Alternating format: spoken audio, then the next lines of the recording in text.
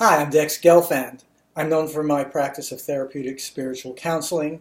You might be familiar with that because after all, you're watching this video.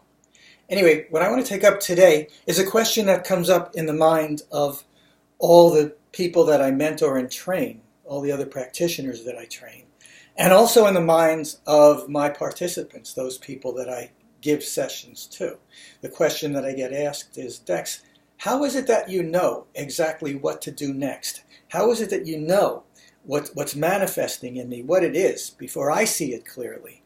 How do you know things like that? How do you see that in me?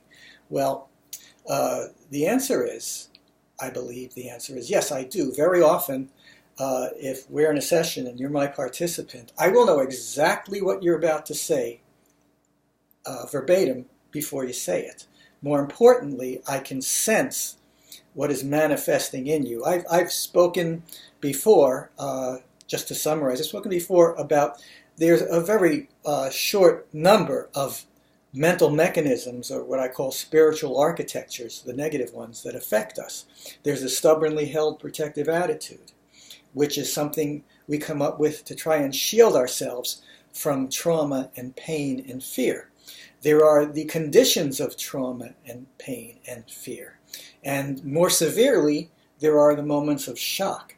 And then sort of a relation to, a cousin to the stubbornly held protective attitude is the identities or personas that we take on to be received a certain way or reacted to a certain way or evoke a certain response from people. And these identities, these personae, they are defined by the conditions that are incumbent within them. Very often we fall into the trap of identifying ourselves with our pain or our trauma or our negative conditions. We become the person who exhibits and has this condition. And then having done that, we will always continue to provoke or generate or fabricate that condition so as to justify who we're being.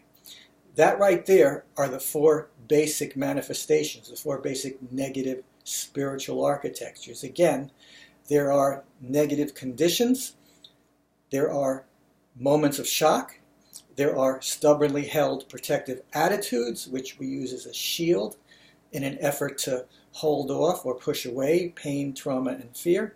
And there are the identities or personas that we take on. Okay, so what I'm saying is it's not hard for me to recognize, to perceive what is manifesting within you as soon as it is contacted, as soon as it starts to emerge. There's a number of ways these things will start to emerge. In a session, if I direct your attention to whatever a major personal aspiration of yours is, whatever fears or attitudes that get in the way immediately get flushed to the surface and for me become very evident. How I perceive these? Well, it's partially in your intonations and how you're expressing it, but it's also sort of emotionally or spiritually how it is expressing and emoting out of you that I can pick up on. So again, the question is, Dex, how is it that you see these things in me so readily and know what to do?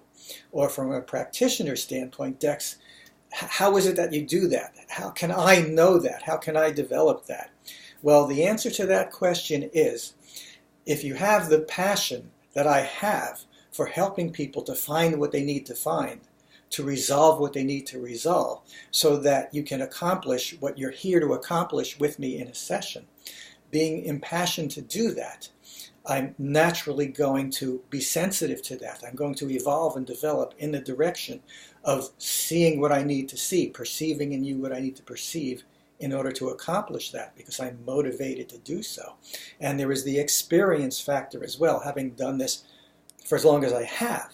You know, when you've done this long enough, you develop more confidence, you trust your instincts, you trust what you're seeing and perceiving. So for those of you that I'm training, okay, as you learn these materials and better understand what a stubbornly held protective attitude is, and you understand the energy manifestations of this within the person, how they're emoting that. The same goes for negative spiritual architectures of unwanted and unpleasant conditions. The same goes for stubbornly held protective attitudes, moments of shock, and the manifesting of one of your personas, your identities.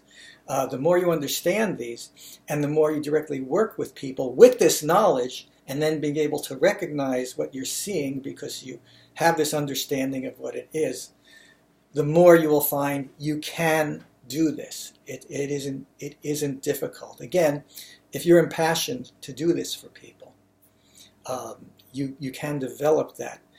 When I provide you with the information to understand these various manifestations of the mind, you'll recognize, you'll connect, you will feel the energy of what it is they're manifesting. I know that comes easily for me, but that's because I am so impassioned and I have so much experience. So if you'd like to arrive at this level of functionality as a practitioner, I can get you there with you getting you there through your understanding what I'm giving you and through just working with people and allowing yourself to trust yourself more and more, gaining more confidence to trust your instincts and your perceptions. You will get there. If you would like to have this level of being understood so as to be directed to take on and address successfully whatever you need to resolve, I am available for that. I'm very willing to help you with that. It is my passion, it is my joy, and I really am very good at it. So you can contact me either for training or for your own sessions, or optimally for both. Dex Gelfand, my website, dexsessions.com, DEXSCSSIONS.com. There's many articles and videos to see, and of course, just go to my contact page. Get in touch with me. I would love to hear from you. Thanks for listening.